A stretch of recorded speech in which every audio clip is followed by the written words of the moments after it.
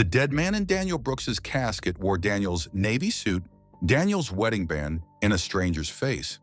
Emma stood alone in the viewing room of Hale and Sons Funeral Home in West Roxbury, 40 minutes before the service, with her hand still on the polished lid she had been told to leave shut. The police had been clear about that. Daniel's car had gone off the ramp into the Mystic River on a Tuesday night, and by the time divers brought it up 6 days later, there was nothing a widow should see. Fingerprints had confirmed him. His wallet had confirmed him. A detective with tired eyes had put a form in front of her and called the identification routine. She had lifted the lid anyway, because 11 years of marriage buys a person one last look. The mortician had done gentle work, and the face on the satin pillow was calm, and it belonged to somebody else. The nose was broader than Daniel's. A thin white scar cut through the left eyebrow, old and settled, the kind of mark she would have touched 100 times in 11 years. The hands folded on the chest were heavier than her husband's hands, with a callous ridge along the right forefinger. And Daniel had the smooth hands of a man who touched keyboards for a living. She looked at the wedding band, and the band argued with all of it, because she knew that band. She had picked it out on Newberry Street. She tilted her head and found the engraving inside the edge. The letters E and D and the 8th of June, and the world tipped a few degrees and stayed tipped. Somebody was watching her. 2 men stood at the back of the viewing room, past the rows of folding chairs near the spray of white chrysanthemums. Dark suits, no grief anywhere on them. The taller one had a small silver pin on his lapel shaped like a compass rose. The other held his phone at his waist, lens up, with the stillness of a man photographing something he had been sent to photograph. Neither of them looked at the casket. Both of them looked at her. Emma had spent 9 years as a paralegal reading documents for the one line that did not belong, and some part of that training took over her body before her mind caught up. She let her shoulders round. She pressed her knuckles to her mouth, held them there for a slow count, and lowered the lid the way a grieving woman lowers a lid, with ceremony instead of horror. Then she turned, walked past the 2 men close enough to smell cold cigarettes on one of them, and asked the funeral director in the hallway whether the guest book should go by the door or by the flowers. Her voice came out steady. The director said by the door and touched her arm and told her the cars would arrive at 10. In the family restroom, she ran cold water over her wrists and stared at herself in the mirror and thought in a clear and orderly way that either the police had made an impossible mistake or someone had built this funeral the way contractors build a house. Her phone rang at 9:51. The screen said the number was unknown. "Don't say my name." The voice reached through 6 days and closed around her chest. Daniel's voice, low and fast, a little rough, unmistakably alive. "If you want to stay alive, pretend you didn't recognize me." The bathroom tile pressed cold through her shoes. "Recognize you," she repeated, almost soundless. "The man in the casket. You opened it, Emma. I know you opened it. The 2 men in the back row are there to watch your face, and your face is the only thing keeping you alive this morning. As far as anyone can see, you buried your husband today. You noticed nothing. Do you understand what I'm telling you?" "People saw a closed casket and a widow," she said. "That's all anyone saw."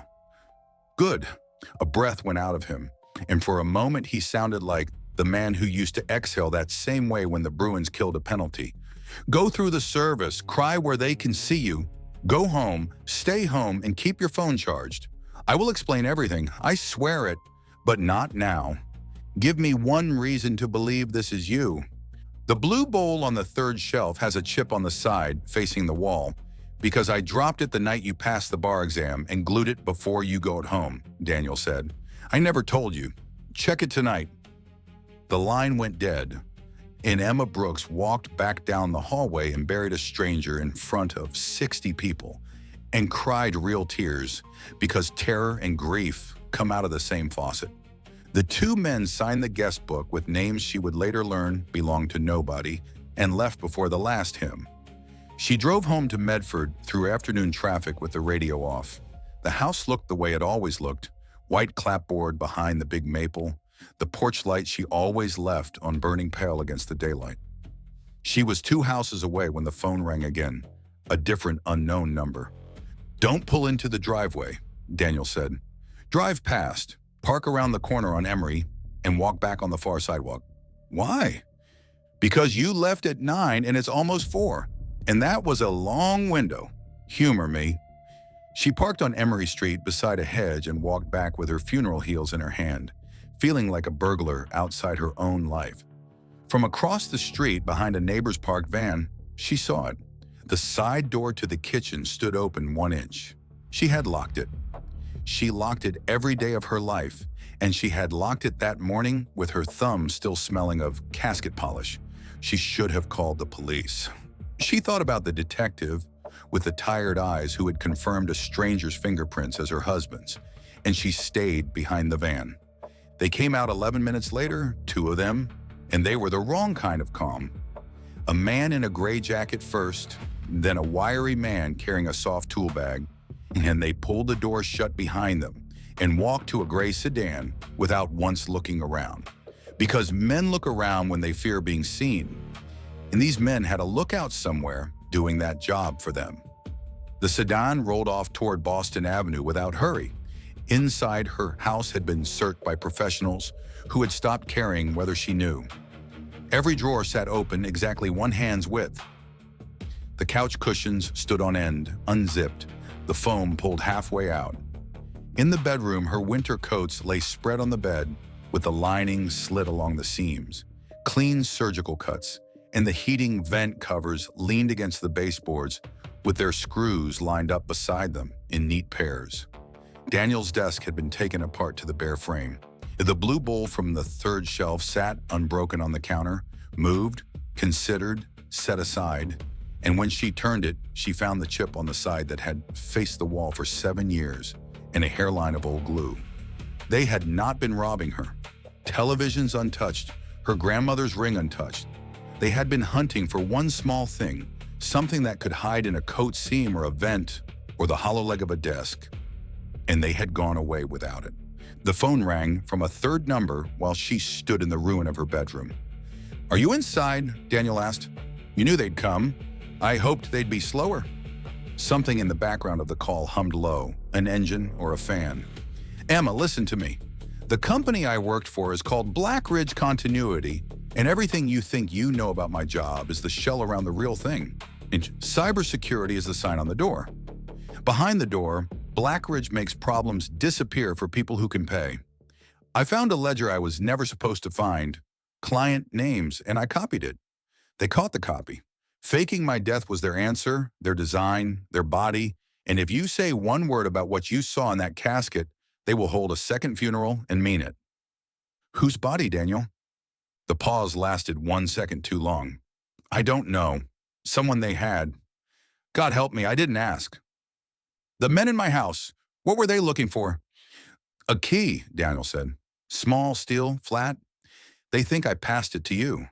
As long as they're not sure, you're safe, so you are going to hear me very carefully now. The cremation is scheduled for Thursday at 9 in the morning. Before that man burns, you have to get to him because the key is sewn inside the left lapel of the jacket he's wearing. I put it there myself." Emma sat down on the slit lining of her own winter coat. "You put it there. They watch me. They watch the house. They watch banks and lockers and lawyers. The one place on this earth Blackridge would never search is the casket at the funeral they staged themselves, and the one person allowed to lean over that casket and weep is you. It was the only move I had left, Emma. Call Hale and Sons in the morning. Grieving widows ask for a private goodbye before a cremation all the time. 10 minutes alone is all you need. The stitching is loose at the corner. Then go home and wait for my call." "And if I take this key to the police instead?" "Then Detective Reed will be very helpful," Daniel said, "right up until he isn't. Check the blue bowl, Emma. Get some sleep." He hung up before she could tell him she already had. The funeral director's voice on Wednesday morning was pure practice kindness. And yes, of course, a private visitation before Thursday could be arranged. Families often found it brought peace. 7 in the evening, after the Delaney service cleared out, Emma spent the day putting her house back together so her hands would have work, and packed a small bag she left in the trunk of her car. because a person whose home has been peeled open stops believing in home. At 7, she stood in the small side chapel of Hale and Sons with the lid open and the stranger's calm face below her. And this time she made herself study him. 40 or a little past it, sandy hair combed in a style that had probably never been his. Sun creases at the eyes of a man who spent time outdoors watching things. She whispered an apology to him and meant it, and slid her fingers under the left lapel. The stitching at the corner gave against her nail scissors on the second try. The key slid out into her palm, small and flat and cold, still with a number stamped in it, 417, and no bank name anywhere on it. She had it in her bra with the lapel pressed flat when the door handle turned behind her. A young assistant in shirt sleeves leaned in. "Mrs. Brooks, I'm so sorry. Take all the time you need. I only wanted to say we close the building at 8. "Thank you," Emma said, bent over the casket, her body a curtain. A few more minutes. The door clicked shut. She let out the breath, and before she closed the lid, she did one more thing. She raised her phone and photographed the stranger's face, straight on and from the side, the scar through the eyebrow sharp in the chapel light. She found him at 11 that night at her kitchen table with the doors bolted, 17 minutes into searching Massachusetts missing persons pages. A shared post from a woman in Bangor, Maine, put up 8 days earlier. "Have you seen my brother? Owen Price, 43, private investigator, lives in Quincy. Last heard from on the 12th. His office found unlocked. His car at Wollaston Station. Please share." The photograph showed the man from the casket squinting happily on a boat, very much alive, the scar through his eyebrow catching the sun. A private investigator. Emma sat in her quiet kitchen and understood that the body had been chosen, the way you choose lumber for its dimensions. Owen Price had been roughly Daniel's age, roughly Daniel's build, and somebody had decided that was enough, and a sister in Bangor was sharing his picture into the dark. Daniel called at midnight.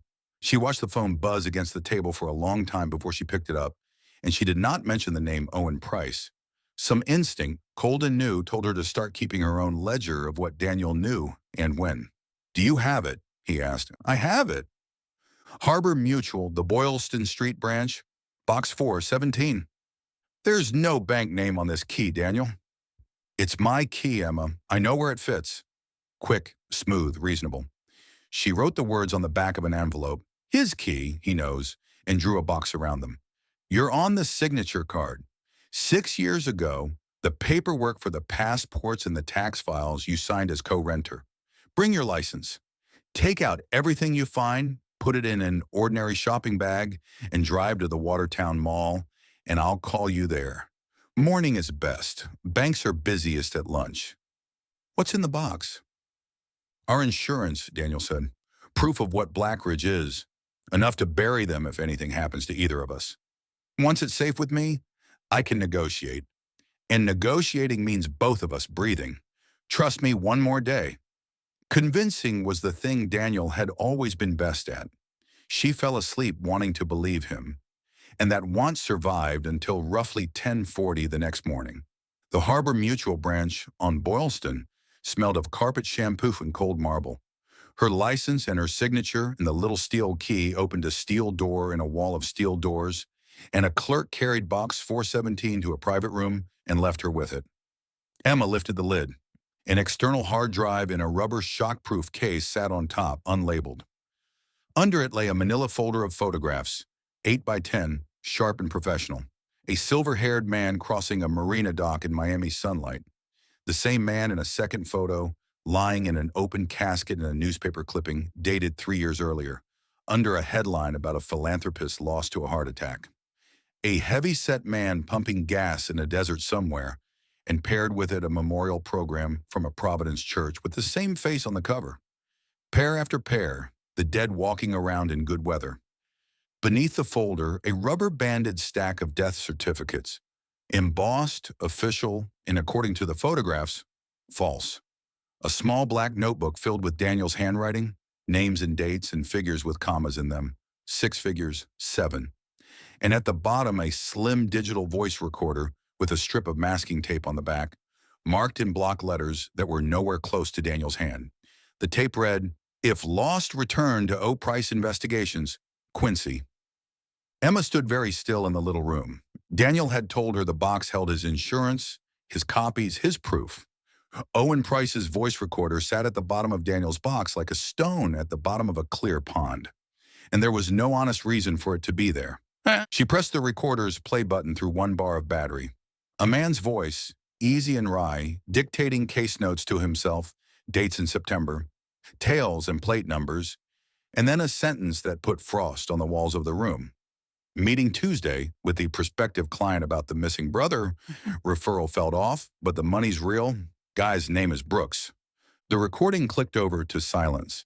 She put everything into the canvas shopping bag, signed out of the vault, with a smile borrowed from the funeral, and did not drive to the Watertown Mall. She drove to a coffee shop in Brookline, parked where she could see the door, and went through Owen Price's recorder with an earbud in one ear.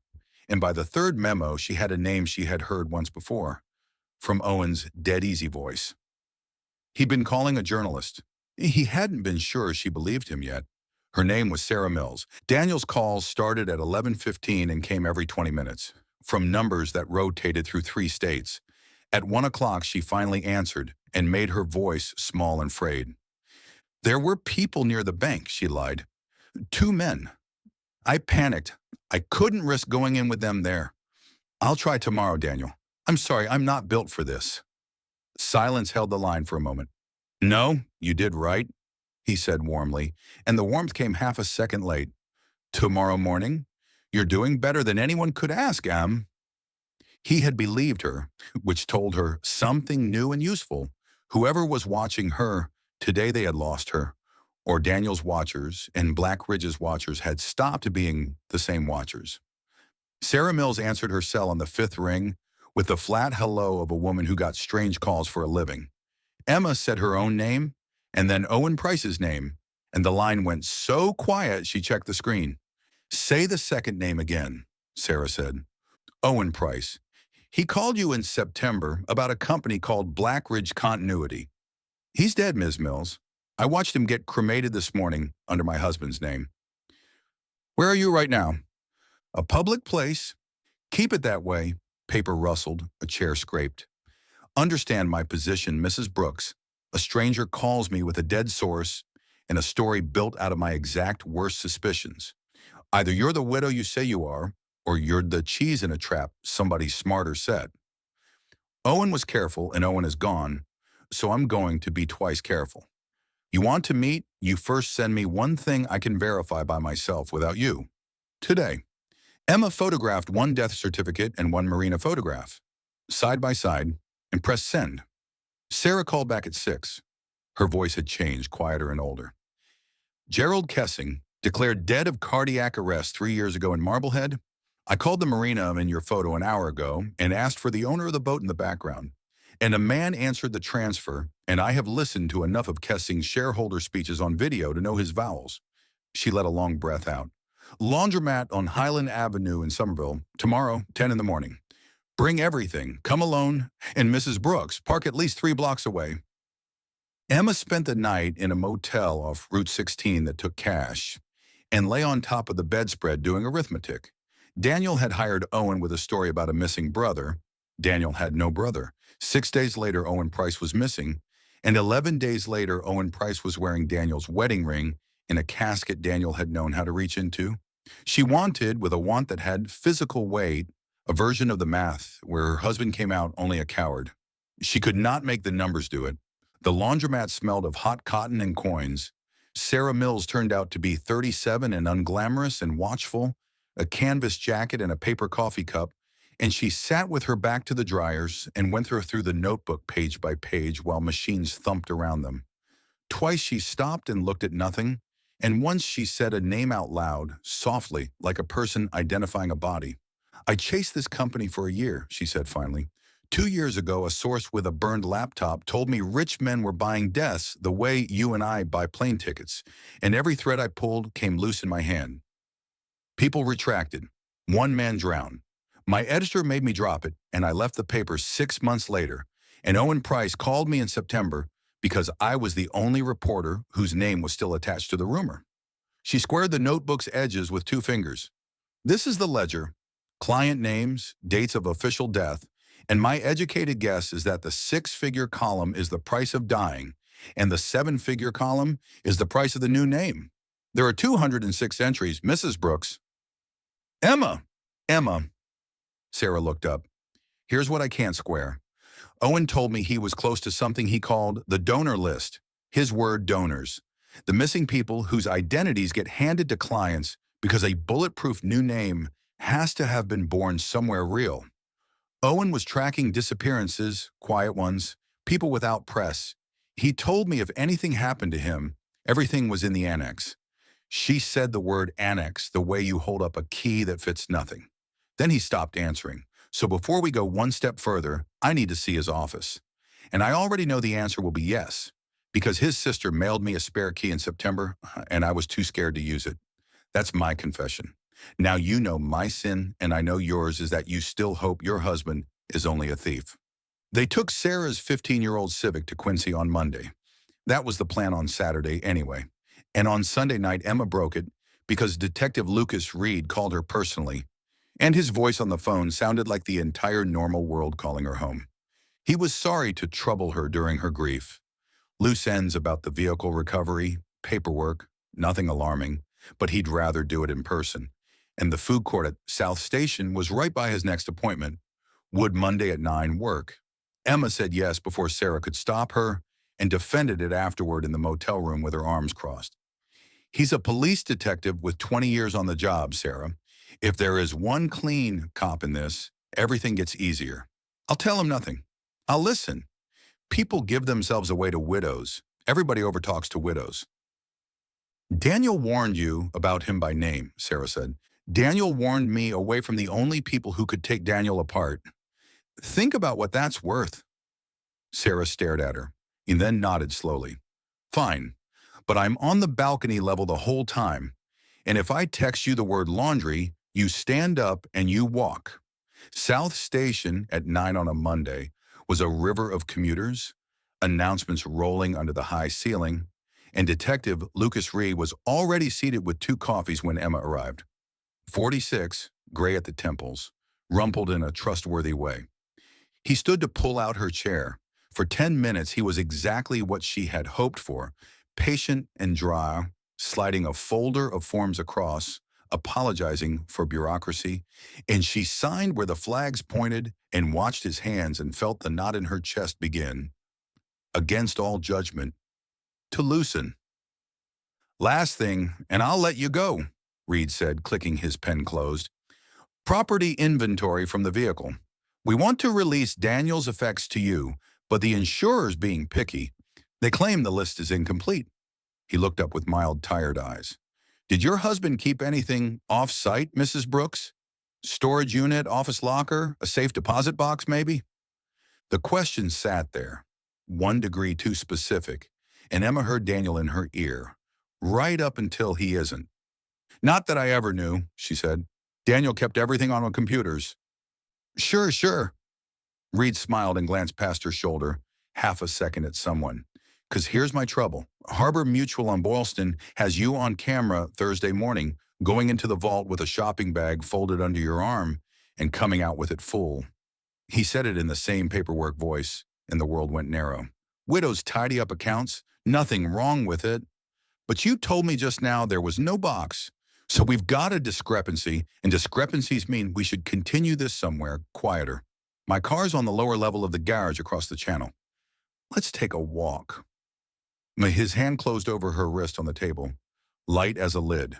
Am I under arrest, detective? You're a woman in danger, accepting protection, Reed said.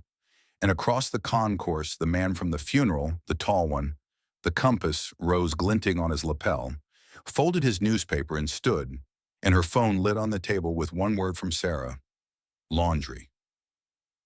Then I'd like my victim's advocate present, Emma said, loud in her deposition voice, the one that carried. I called her this morning. She's meeting me here. Heads turned 2 tables over. Reed's grip hesitated at the sound of witnesses, 1/2 of 1 second, and the 905 to Providence came over the loudspeaker, and the river of commuters surged toward track 8, and Emma tipped her full coffee into his folder of forms and went with the river. She did not run, because running people part crowds.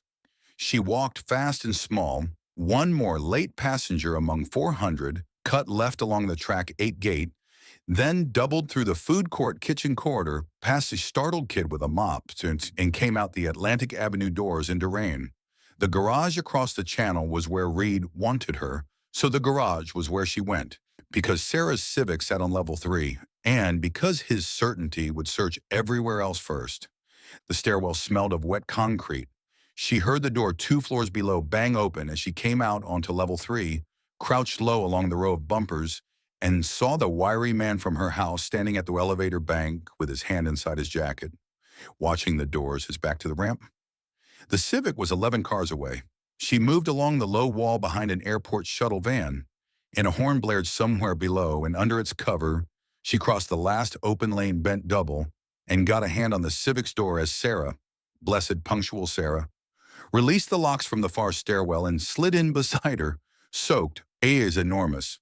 "Head down," Sarah said, and drove them out past the booth at a bored civilian crawl, nose to tail behind a hotel shuttle, while the wiry man's gaze swept the exit line and slid over 2 women arguing about directions, and the gate arm lifted, and Boston took them in.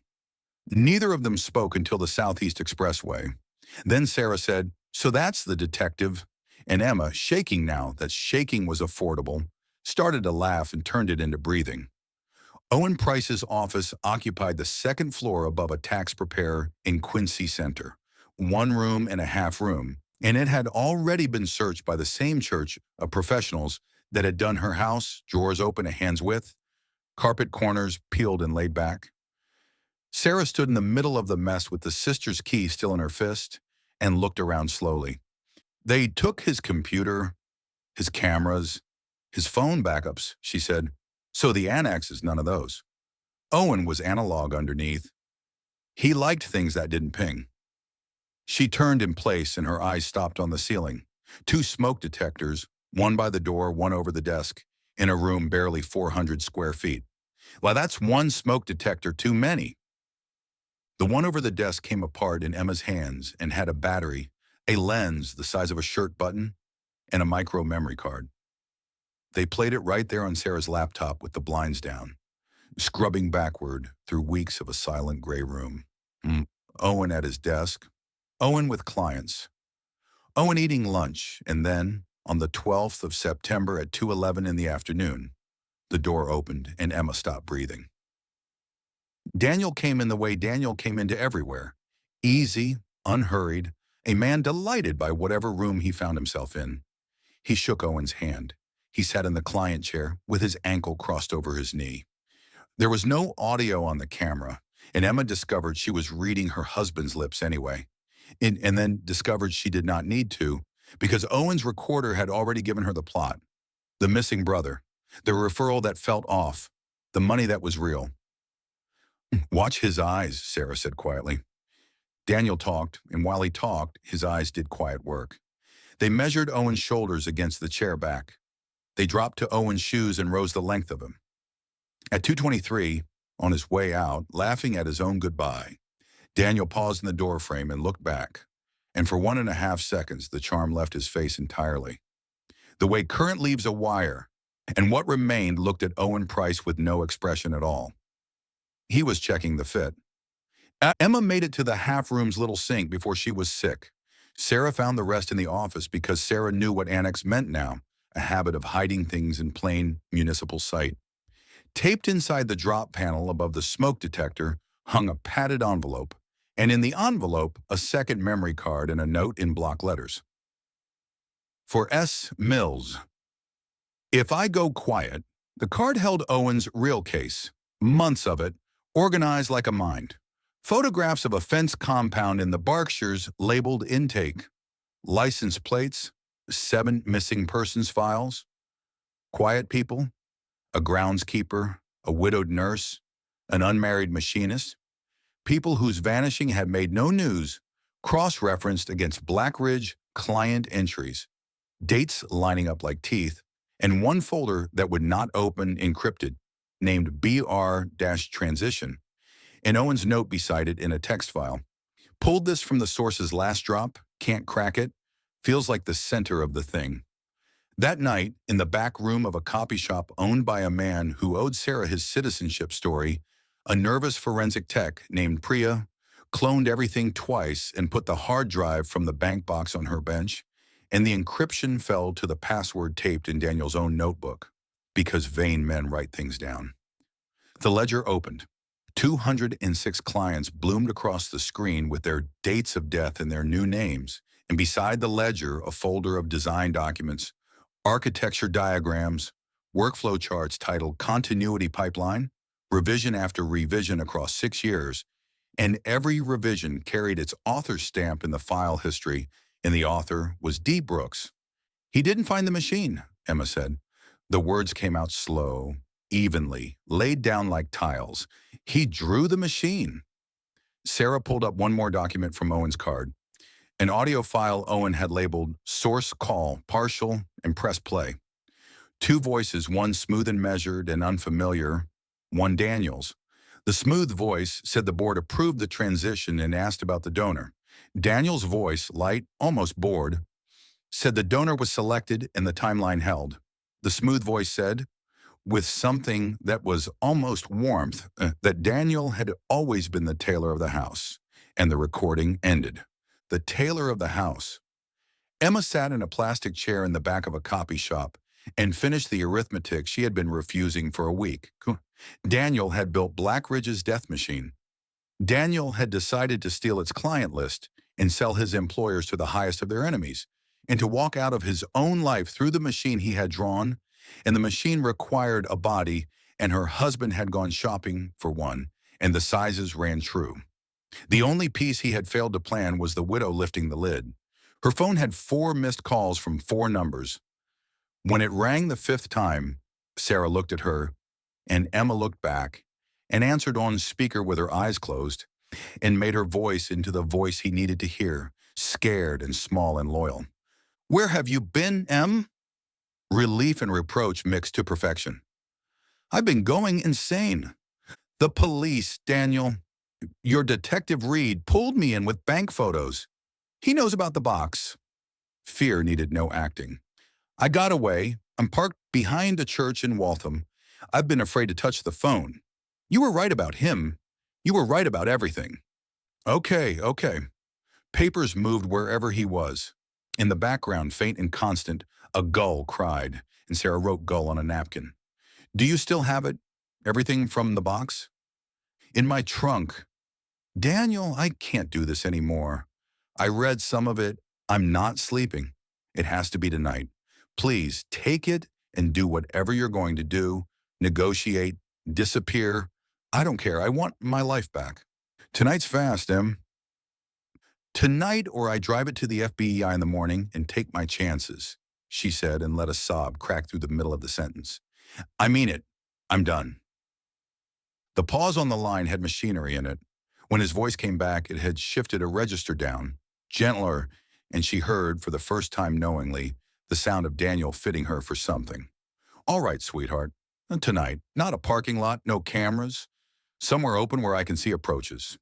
There's a decommissioned cargo terminal in Eastie, the old Calder Pier off Marginal Street, past the fuel depot. Chain gate's been cut for years, midnight. Park inside the gate, headlights off, stay in the car till you see my flashlight blink twice." "How do you know a place like that?" "Long story," Daniel said, and even now at the end of everything, his laugh was warm. "Midnight, Em, and then it's over, I promise. You and me, we get to be boring again someday." He hung up. Emma opened her eyes.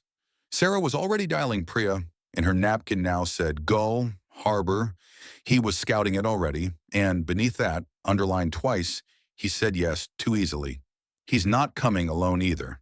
They built the night in 6 hours. Priya cloned the drive's casing onto a twin loaded with garbage wrapped in one genuine page.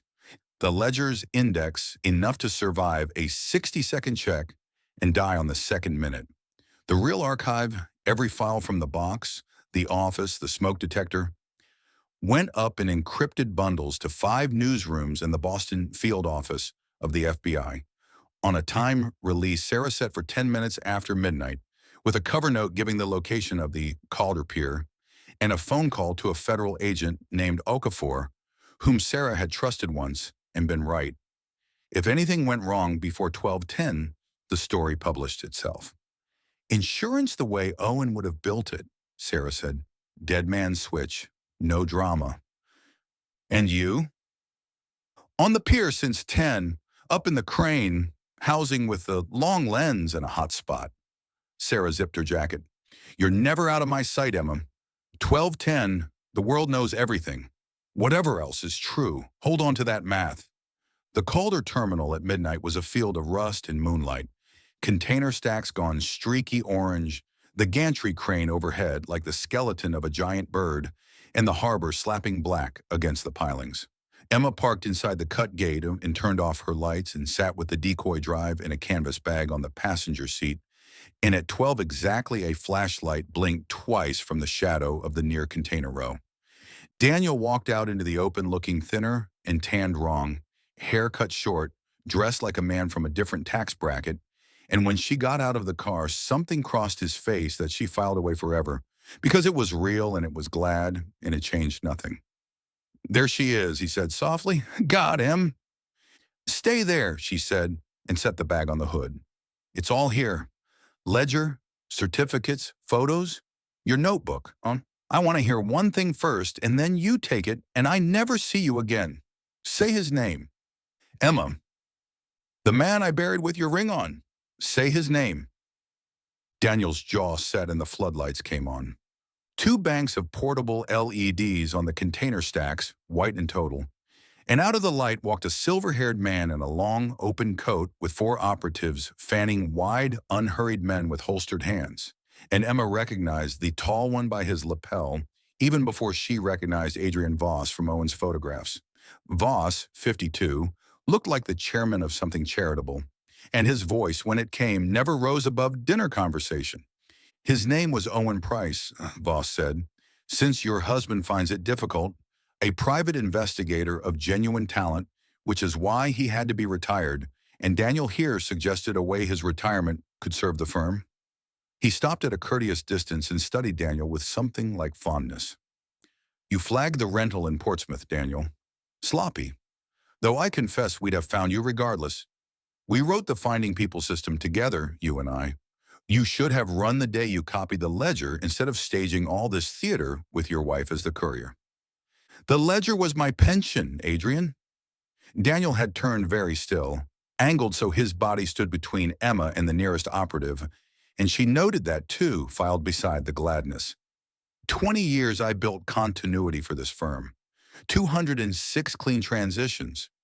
You were going to retire me the way we retired donors. Don't insult us both. I saw the memo traffic. I priced my exit. That's all this ever was. You priced our clients' lives to Meridian Group, Voss said mildly, and the mildness was the frightening thing, which is a rival, which is treason. And you used a body without board approval, and your widow, it turns out, opens caskets. He turned to Emma the way a man turns to the staff. The bag, Mrs. Brooks, and then we'll discuss what your continued grief should look like. Emma slid the bag across the hood. The wiry man passed it to a technician who knelt, cracked a field laptop on a container ledge, and plugged the drive, and for 50 seconds the pier held nothing but harbor slap and the gulls Sarah had heard over the phone, roosting in the crane above a woman with a long lens. And Emma watched the clock in her head. 12:06. Index verifies, the technician said. Then his shoulders changed. Wait. Checksums are junk past the index. It's a shell, sir. This is a copy of nothing. The silence that followed had a temperature. Voss looked at Emma with the first genuine expression she had seen on him. Mild surprise.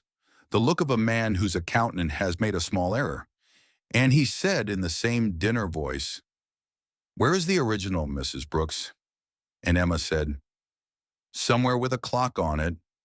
And Voss sighed through his nose and said to the wiry man, Her first, then the husband, as if declining a second course.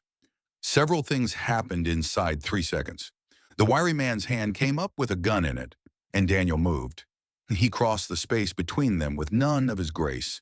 A low, ugly, desperate shove that took Emma off her feet behind the wheel arch as the shot cracked flat across the water, and a second shot answered it, and Daniel came down half on top of her with a red stripe torn through his jacket sleeve, swearing in a whisper, alive, pressing her flat with his good arm while boots scattered on concrete.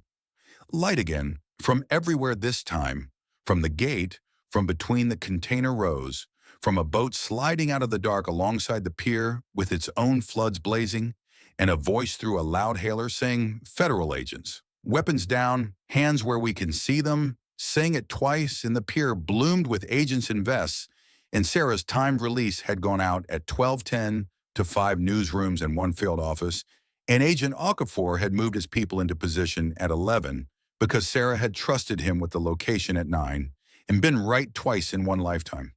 One operative fired at the boat and went down under return fire and stayed down, wounded, screaming about his leg.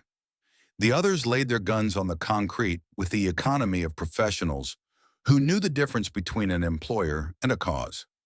Voss put his hands out from his sides, palms open, and stood quite still in the floodlight, already composing. You could see it, the sentence he would give his lawyers, and when an agent turned him against a container to cuff him, his face held the expression of a man enduring a delayed flight. They cuffed Daniel sitting down, a medic strapping his forearm, and Emma stood 10 feet away in a shock blanket someone had put on her, and watched him look up at her through the light with the gladness trying one last time. "Em," he said, "the part where I came back for you? Remember which parts were real?" "I'm going to remember all of it," Emma said. "That's the problem, Daniel." Detective Lucas Reed was arrested at 6 the next morning at his kitchen table in West Roxbury, still in his bathrobe, by colleagues who did not look at him while they read the warrant. The Blackridge files went live at 9 across 5 mastheads at once, and by evening the phrase had entered the language the way such phrases do, and federal juries would spend 2 years learning the words continuity and transition and donor. The dead began coming back to life within the week, marshals collecting them off marinas and golf courses under names that had belonged to quiet, vanished people. And in 14 states, families of the missing sat down with agents and folders and finally, terribly, learned things. 206 clients, 19 donors identified by spring. Owen Price's 7 quiet files broke 4 of those cases open by himself, from the annex, from a smoke detector, months after his own funeral had been held under somebody else's name. His real funeral happened on a cold, bright Saturday in Quincy, and his sister Colleen came down from Bangor and held Emma's hand in both of hers at the graveside for a long time, without saying anything. And that was better than the things people said. Emma went back alone on a Tuesday in April, when the ground had settled and the stone was in, gray granite, his name and his years, and the word brother. And she stood with her coat buttoned against the harbor wind and told him the numbers because Owen had been a man of case notes, 4 families with answers, 19 and counting, 206 exposures, all of it running back through him. A stranger had lain in her husband's casket wearing her husband's ring, and the stranger had turned out to be the only honest man in the story, and everything that broke Blackridge had passed through his hands, his key, his files, his stubborn analog habits. "You closed your case," she told the stone. "I thought somebody should officially inform you." Daniel wrote to her from federal detention 11 times before the trial. She read the first letter standing over the sink and burned it in the sink and returned the rest unopened, and went exactly once when his lawyer arranged a visitation, because her own lawyer said it might stop the letters. Through the glass, Daniel looked healthy and focused and terribly like himself, and he put his hand flat on the barrier and told her that the waterfront was the truth of him, the shove, the shot he took, that a man's last instinct is his real one, and that a good attorney could still find her testimony useful, and the two halves of the speech sat side by side without embarrassment, ask and absolution in the same breath, the whole man in one paragraph. "You measured him with your eyes," Emma said. "I watched the footage, Daniel. 2:11 in the afternoon, September 12th. You laughed at your own joke in his doorway, and you look back to check his shoulders against yours. She stood up and put on her coat while he said her name through the glass.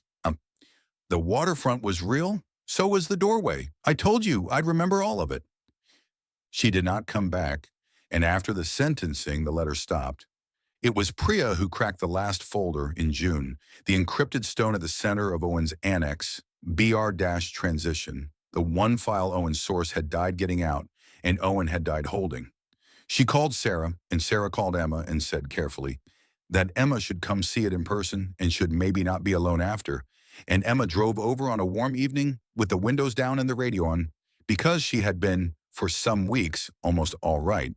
The folder held the operational file for Daniel's own staged death, drafted the way Daniel drafted everything, clean headers, numbered phases, the architect signing his masterpiece. Transition protocol, subject D. Brooks. Author D. Brooks. Phase 1, the vehicle and the river. Phase 2, donor acquisition, and there was Owen's name in a cell of a table with his height and weight in the adjacent columns. Phase 3, asset placement, the casket, the key, the lapel, all of it planned in Daniel's tidy voice weeks before the crash. And then surveillance photographs, dozens long lens. Emma at the gym parking lot in August. Emma on the porch with the mail. Emma at the grocery store, at her sister's, at the funeral itself, grieving in telephoto, while the men in the back row watched, every photograph logged to a schedule, her whole life gridded out to support the retrieval timeline.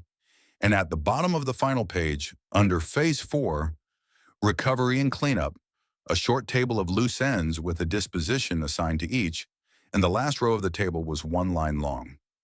Emma read it, and the room was very quiet, and Sarah's hand came to rest on her shoulder, and the lines stayed exactly as Daniel had typed it into the machine he had built. The winter before any of it, when she was still leaving the porch light on for him. Emma Brooks, eliminate after transfer.